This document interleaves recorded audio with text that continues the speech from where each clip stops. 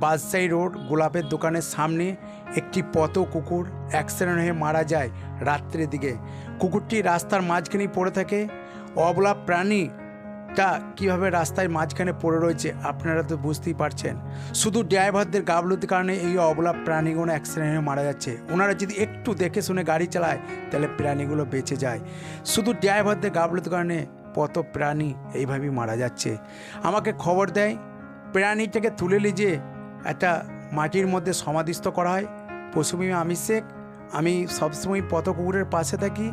মৃত কুকুর তুলে নিয়ে তার সমাধিস্থ করি এবং অসুস্থ কুকুর সেবা শুশ্রূষা করে থাকি এবং প্রত্যেক দিনই আমি পথ কুকুরে খাবার দিই। পারলে একটু ভিডিওটা শেয়ার করবেন। প্রত্যেকটা মানুষ এগিয়ে আসুন, অবলা প্রাণীর পাশে দাঁড়ান। মুরাতিপুর।